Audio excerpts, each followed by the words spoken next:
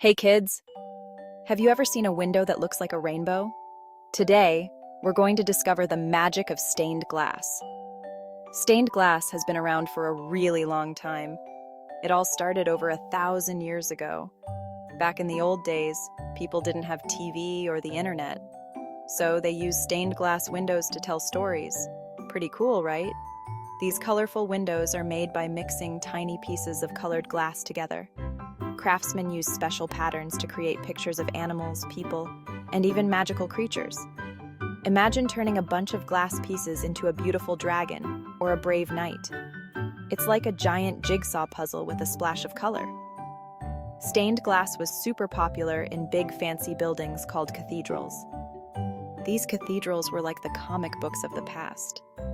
People would look at the windows to learn about different stories and legends. They were like the original storytellers. But guess what? Stained glass isn't just for old buildings. Today, artists still make amazing stained glass art. You can find it in homes, schools, and even some parks. It's a way to bring a little bit of magic into everyday places. So next time you see a stained glass window, remember, you're looking at a piece of history. And who knows? Maybe one day you'll create your own stained glass masterpiece. Keep dreaming big and stay curious. Thanks for joining me on this colorful adventure. See you next time. Bye. For this project, you're going to need your scissors, a pencil, a black piece of paper, and 2 sheets of contact paper. Your parent volunteers might be holding on to those for you. So your first step is you're going to fold the black piece of paper into a hamburger. Alrighty, and then you're going to take your pencil and you're going to draw a rectangle. Then you're going to take your scissors and you're going to cut that rectangle out.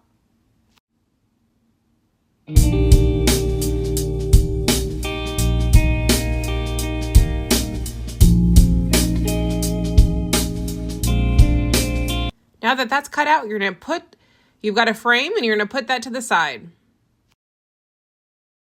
Once the frame is to the side, you're going to grab your first piece of contact paper. One side is shiny and the other side has a white backing on it. And so you're going to take that white backing off the shiny part. This is kind of hard. If you need help, ask your parent volunteer. So you're going to see one side is sticky. Okay, so I'm putting it over the white piece of paper just so you can see it, but you don't have to if you don't want to. Just be aware that it is sticky, so keep that in mind. And then you're going to take the frame that you just made and you're going to carefully put it over the sticky part. You're going to push down. This might not be perfect. It's okay. And then you've got your frame and you can start your stained glass. So for my stained glass today, I decided I'm going to make a pumpkin. You can make whatever you want. You can make your favorite animal. You could do something with your sports team. Tell whatever story that you want with this project. You'll have a bunch of different options for colors for tissue paper, and tear and share with your friends that are close by, and share those colors. But there's no wrong way to do this. I will give you a heads up that since the contact paper is sticky, once you've put that tissue paper on there, it's there. So it's hard to get up once it's down. So just keep that in mind as you're making your art project.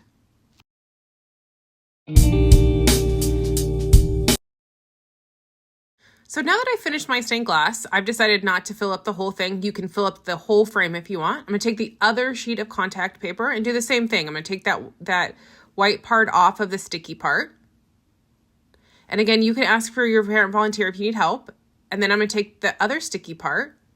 I'm going to put the sticky part over the pumpkin again, so it's face down. So the 2 sticky parts are together. I'm going to press down.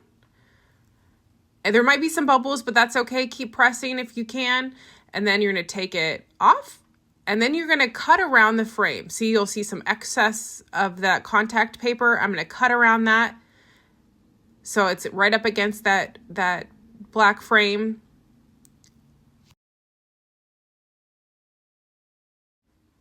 And there's my stained glass. I'm going to put it up against the window and see that light shine through.